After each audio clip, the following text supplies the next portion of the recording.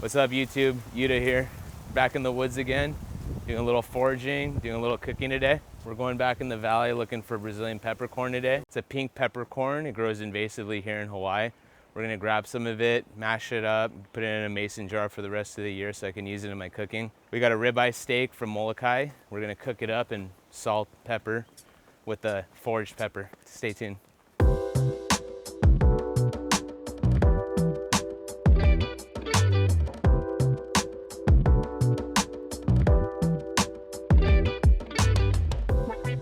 When I'm looking at a tree, I'm trying to determine if it's a spice tree or if it's got any kind of thing that I want to get into. I crush it up in my hand and then smell. You can smell the oils in it, and this one has the peppercorn oils. And also just from looking at the branches and stuff, you can see they always like go out this way, kind of drier. And then those are the fruiting bodies. You wait to get pollinated, then they turn to green peppercorn, and then they turn into Brazilian, or it is a Brazilian peppercorn. They turn pink, and then they're ready to go. Yeah, if you see a bee buzzing around one, that's low enough. Never in my life have I stepped in poo on this trail. Really? Yeah, this place has got some vibes, if you know what I mean. So these are like the third to fourth most invasive tree here in Hawaii, along with holly koa. See all this right here? You got California grass, you got holly koa, and you got peppercorn.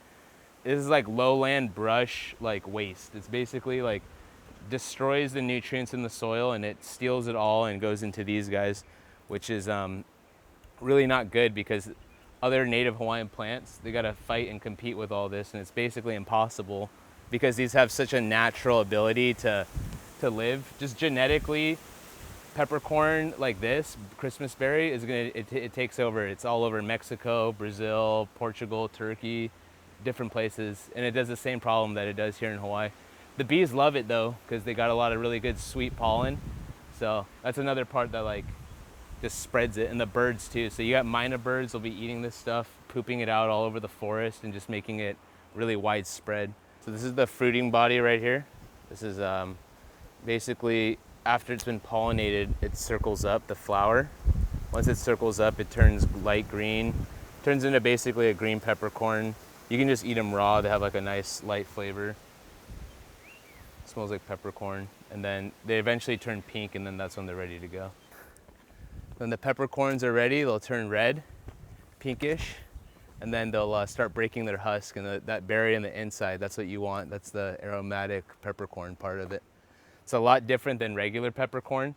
It's like a little bit more fruity, a lot more spicy, and you gotta bake it first before you use it. You gotta cure it, because if you try to use it raw, it's gonna like make your nose hurt and stuff. It's super strong. So these are the mature berries right here. You can see that color and how they kind of crack open. That's from birds popping them open and taking the sweet middle parts out. That's what the birds eat. Birds are gonna eat this, they're gonna poop it out all over the forest, and it's just gonna make more of it. So by taking this peppercorn and using this instead of something like a Himalayan peppercorn or an Indian Malabar peppercorn, which is imported and has to go through all these different hoops and cargo ships and airplanes all the way to get here to Hawaii. When we have such an abundance just waiting like all over the place, you could feed everyone with this pepper, and it's really good too. It's like honey, pepper, and lemon mixed together. And if you get them young enough, the inside core won't get hard, so you can just kind of grind them like that. The ones that really got the flavor are these pink ones and the inside. I'm gonna show you guys in a minute how we do that. You gotta cure it first. I like to pickle these and then use them like green peppercorns. But these are the Brazilian variety, so they're a little bit lighter.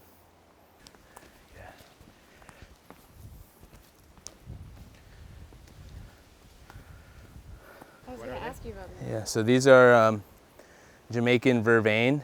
It's a form of edible flower. Grows all along the trails here. You can tell they have these like weird tendrils that kind of come out, and then you just kind of pluck them out. They actually taste like mushroom, which is really trippy. Tastes just like a portobello mushroom. I was planning on drying them out and mixing them into salt and then blending the salt. So it's like purple mushroom flower salt. Here, Tato, you want to try? Oh. What does it taste like? Tastes like mushrooms. Tastes like raw portobello mushroom. Doesn't that taste like a mushroom? Isn't that trippy? There's a little kukui nut. So right above us is a kukui nut tree, otherwise known as candlenut. And they used to grow these here in Hawaii as like a business for oil when they had like lamps and stuff. Actually call it candle oil. So if you want to check something out, these are really flammable. They're just like loaded with freaking fat. So these are the kukui nuts. These fall off the tree. They come in a green husk. The green husk takes about like a month or two to melt off, like kind of just decay. It's really thick and sturdy. And right here, I usually just get a little lava rock and there you go. It's the nut meat. So you can't actually eat this raw. You have to dry it out and then cure it with a flame and roast them because they're filled with like some kind of like, it's not a toxin, but it's not edible for humans and it'll make you like have diarrhea and poop and stuff. But when you do roast them and you cook them, it's called inamona, and it's really good in your poke with fish. I put it on fish all the time. One of my favorite seasonings. If you look up here, we got a old mango tree. Looks about like 50, 60 years old, something like that. And God, they're just really windy day. They're just kind of falling off the tree. These are a little green still, and they're not. We could pickle them. You can cook them through. You can do different stuff with this. Pickled mangoes are really good. Might actually do that. Oh, here's a big one. There we go. All right. Looking like we can do some pickled mango otai or something. Yeah, let's throw them in your bag. That's the octopus plant. This is octopus plant. You see those tentacles that come out at the top? That's a good for bees. Yeah. So as we're getting higher up, the forest is becoming more temperate. This is like a lowland, like strawberry guava forest. Now it's going to start going into more like an ironwood and pine forest. And then a good way to tell is these guys like to, these juniper, cedar wood things like to grow up here. I'm not sure exactly what the name is. If anyone knows, comment below and let me know, because I'm learning too. It's an amazing flavor. And sometimes I can catch them when they're berrying, and I'll get the juniper berries and mix it in like gin and tonics and stuff, and you can make like a syrup out of it that's really flavorful. So here we got like a little naturally occurring orchid. It's pretty cool. Got them cool purple flowers and stuff. A lot of people collect these and they spend a lot of money, but these grow everywhere up on the ridges out here in Hawaii.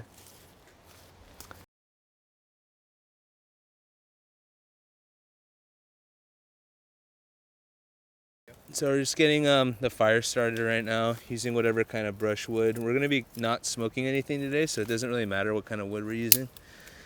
And then always when you're starting fires in the wild, you know, make sure you're using a good spot where it's not a bunch of dry brush around. See all this wet moss? This isn't gonna catch or light up anything, so just gotta be responsible. I mean, everything in life is a risk, so just be wary and keep it safe, you know. You get in what you put in with fires, you know. Make the fire crazy. I'm gonna put this guy down right here. I want to use a nice stick, a little straight stick. That's gonna burn off eventually. Everything's gonna fall in the fire, but it's okay, because what I'm trying to do is I'm trying to get these. We're gonna get these peppercorns that we foraged earlier. We're gonna throw them in here.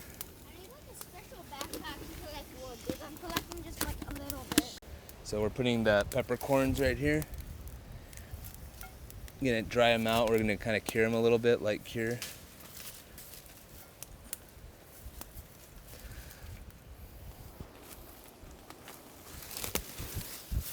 We're gonna get them nice and toasty. Then we're gonna put them in this mortar right here. Mortar and pestle. So now we got our peppercorns nice and crispy. That really good peppercorn flavor out, all the oils. So we're just gonna muddle these guys up. And this is how you make fresh pepper out in the wild. And like I said, this stuff grows everywhere, all over the island. It's super invasive. No one really uses it. I haven't seen barely anybody doing stuff with it. And it's a really strong pepper flavor. It's like, doesn't taste like your usual pepper. It's got like a fruity note to it, and it'll translate a lot in once I season this steak. Be really good. Okay, perfect. Smell that. Ooh, it smells delicious. Oh wow. It smells like chile ancho Yeah, a little bit. Yeah. So now we got our Molokai ribeye. This is an outer island ranch that makes these really good ribeyes. So I like to use I basically only use local beef and local meats when I cook. I got this from Forage, Hawaii. She's a really good local meat purveyor, and my good friend Jess. So I'm gonna go ahead and season with, we got here is a little Hawaiian sea salt. So again, using just native stuff that grows all around us, and we don't need salt from Himalayas or wherever you're trying to get it imported from. So just throw a little salt on there. Then grab some of this peppercorn we got. I'm gonna get it nice and worked in. So I'm gonna get our ribeye, we're gonna just put it right there.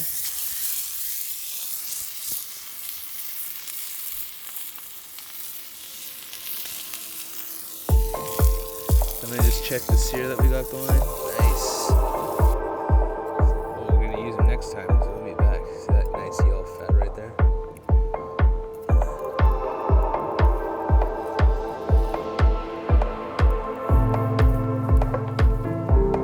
Fresh Molokai beef ribeye.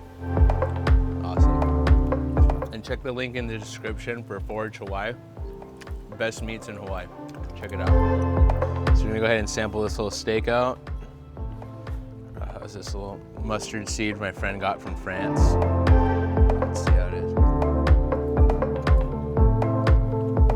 Oh. That pepper is so good. It's like, let me tell you, love it.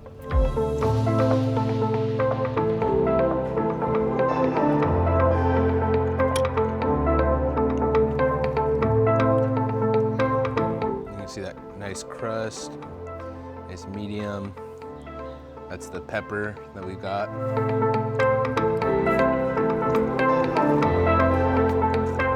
Perfect. Steak and mustard. It's an underrated combo. Thanks for watching, guys. You got this far and we had a successful foraging cook today. We did a Molokai ribeye with local Brazilian peppercorn. We roasted it here on the side of a mountain, and stay tuned. We're gonna have more stuff like this using local meats, wild foraged items, fish, shrimp, oysters, who knows what we're gonna find out here. Stay tuned, and if you have any questions or anything, leave a comment below. Like and subscribe. Thanks for watching.